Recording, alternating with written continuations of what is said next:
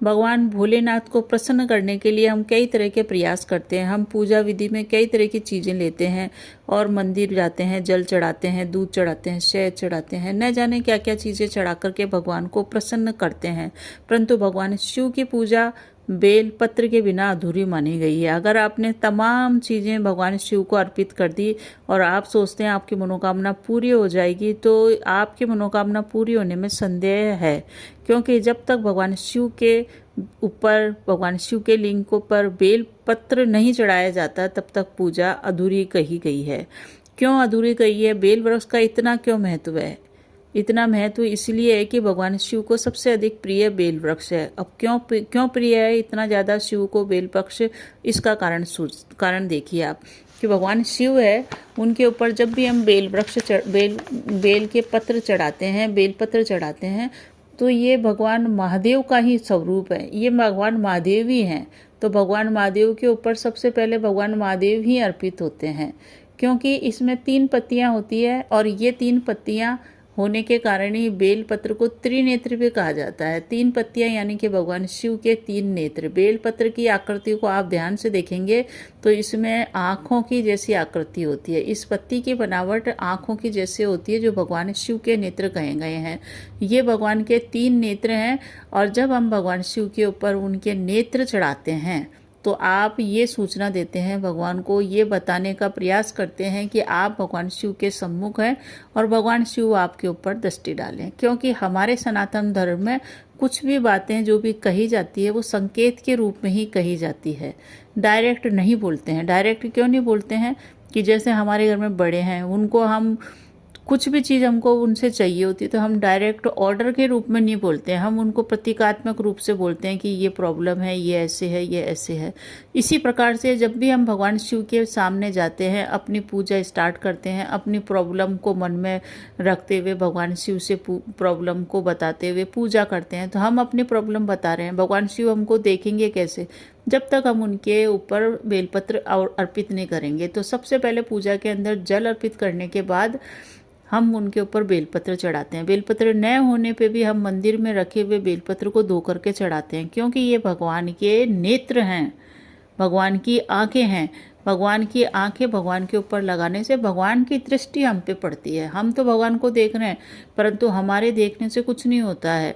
देखने से तब होता है जब भगवान शिव हमको देखें, तो भगवान शिव की दृष्टि हम पे पड़े, हमारा उद्धार हो। हम जो भगवान शिव से वार्तालाप कर रहे हैं, वो भगवान हमारी पीड़ा, हमारी भावना, हमारी समस्या को देख सके, समझ सके। इसलिए प्रतीकात्मक रूप से हम सबसे पहले जब बेलपत्र चढ़ाते हैं तो हम भगवान शिव के 3 नेत्र चढ़ाते हैं। भगवान शिव के पास 3 नेत्र हैं। 2 नेत्र जो होते हैं वो सभी देवताओं के पास है और भगवान शिव के पास एक अलग से नेत्र है जो कभी कभी ही खुलता है। इसी कारण से जब बेलपत्र होता है उसमें भी आप 3 पत्तियां देखते हैं, वो 3 पत्तियां भगवान शिव की आंखें ही हैं। जब भगवान शिव के जब त्रिनेत्र हम उनको अर्पित करते हैं तो भगवान से हम कहते हैं कि आप हमारी ओर देखें, हमारी पीड़ा देखें, हमारी समस्या देखें। और ये एक तरह से प्रतीकात्मक रूप से ही कहते हैं, क्योंकि हम आदेश नहीं दे सकते भगवान कि आप हमको देखिए, हमारी ये है, क्योंकि ऐसा आदेश दे ही नहीं सकते हम, क्योंकि वो बहुत विशाल हैं, बहुत बड़े हैं, बहुत हर चीज़ में हम उनके सामने चींटी भी कहें तो हमारी कोई चींटी जितनी भी औकात नहीं है, एक कण के बराबर भी नहीं है। इस कारण से हम भगवान को आदेश नहीं दे सकते। तो जब हम बेलपत्र चढ़ाते हैं, नेत्र रखते हैं भगवान की तरफ, तो भगवान हमारी प्रार्थना आराम से सुनते हैं और हमारी ओर कृपा दृष्टि डालते हैं। तो भगवान की कृपा प्राप्त करने के लिए ही हम उनके ऊपर सबसे पहले बेल वृक्ष चढ़ाते हैं। इसी कारण से हम भगवान को कहते हैं, भगवान हमको देखो, आप बार बार देखो। 1 बेलपत्र चढ़ाते हैं, 2 चढ़ाते हैं, 5 चढ़ाते हैं, 11 चढ़ाते हैं, 1 लाख बेलपत्र उठा के चढ़ाते हैं कि हे ईश्वर हमको देखो, आप हमारे पे कृपा दृष्टि डालो, हमारे बात सुनो। और ऐसा करने के बाद ही भगवान हमारी ओर देखते हैं। 1 बेलपत्र चढ़ाए चाहे 1 लाख चढ़ाए, भगवान हमारे पर देख ही लेते हैं। अगर हमारी भावना अच्छी है, अगर हमारे मन में भगवान के प्रति समर्पण भाव है, तो जब भी हम बेलपत्र चढ़ाते हैं तो बेल वृक्ष के माध्यम से हमारी समस्या भगवान सुनते हैं। उसके बाद हम जो भी पूजा करते हैं वो सब भगवान शिव को प्रसन्न करने के लिए होती है कि हे ईश्वर, आपने हमको देख लिया, अब आप ये भोग ग्रहण कीजिए, ये मिष्ठान खाइए, ये करिए। फिर हम आसपास जो शिव परिवार बैठा है उनको भी भोग अर्पित करते हैं। तो ये एक प्रक्रिया है। अब एक चीज़ और बता दूं मैं आपको, जो आप बहुत ध्यान से सुनिए, कि जब हम बेलपत्र घर के अंदर लगा लेते हैं तो हमको लक्ष्मी की प्राप्ति स्वतः ही हो जाती है। जब हम बेलपत्र को लगाते हैं उसी दिन से हमारे दिन फिर जाते हैं।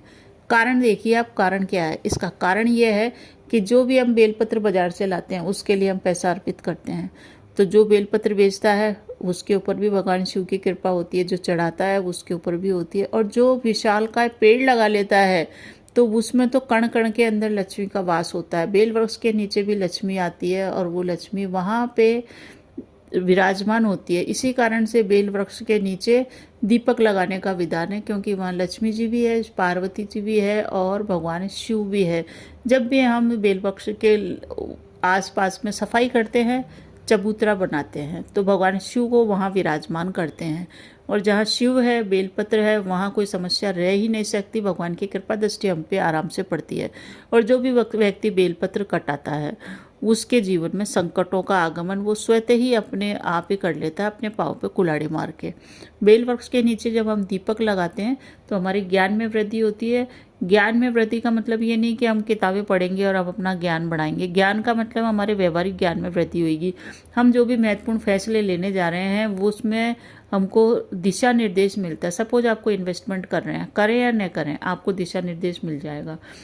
आप कहीं यात्रा पे जा रहे हैं, आपको यात्रा में परेशानी है, आपको यात्रा करनी चाहिए नहीं करनी चाहिए, इस व्यक्ति के संग जाना चाहिए नहीं जाना चाहिए, इस व्यक्ति से कितना संपर्क रखना चाहिए या नहीं रखना चाहिए, बच्चों को सही लाइन पे लाना है, उनको सही गाइडेंस करना है, कैसे करना है, क्या करना है, संपूर्ण ज्ञान की प्राप्ति बेल वृक्ष के नीचे दीपक लगाने से हो जाती है। बेल वृक्ष के नीचे अगर हम किसी एक व्यक्ति को भोजन कराते हैं तो वो 1 करोड़ के व्यक्तियों को भोजन कराने के बराबर है। इसीलिए बेल वृक्ष के नीचे ब्राह्मण भोजन का बहुत ही बड़ा और करोड़ों गुना फल मिलता है। लोग बाग इसी कारण से एक ब्राह्मण को जिमाते हैं और करोड़ ब्राह्मण के जिमाने का फल भोगते हैं।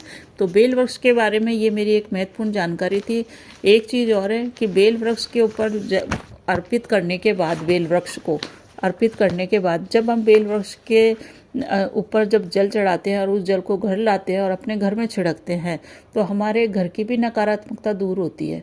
जो व्यक्ति बेल वृक्ष का बेल पत्र को चढ़ाने के बाद शिव के जल का आचमन करता है, वहीं पे शिवलिंग से जो नीचे जल गिरता है, जहाँ 36 करोड़ देवी देवता होते हैं, वह जलाधारी के नीचे से जल को ग्रहण वहीं मंदिर में बैठ के करता है, उसके समस्त पाप नष्ट होते हैं। पाप नष्ट होने का मतलब ये है कि ऐसा नहीं है कि हमने किसी जीव को सता दिया, किसी जीव को परेशान कर दिया और हम वहाँ ग्रहण करके और आप सोच रहे पाप खत्म हो गया। पाप खत्म होने का मतलब ये होता है कि आपने कोई गलती से कार्य कर दिया है जिसका आपको पश्चाताप हो रहा है और आप भविष्य में वो नहीं करेंगे, तो फिर आपके पाप वो स्वतः ही नष्ट होते हैं और भगवान आपका ऊपर कृपा दृष्टि करता है। तो ये थी संपूर्ण जानकारी। अच्छा लगे तो लाइक कीजिए, शेयर कीजिए। शेयर करने से आपके पुण्य कर्मों में वृद्धि होगी, क्योंकि इसको शेयर करने से दूसरे लोगों का भी फायदा होगा और उनका फायदा होने से आपके पुण्य कर्मों की टोकरी बढ़ेगी, भरेगी, बढ़ेगी। धन्यवाद।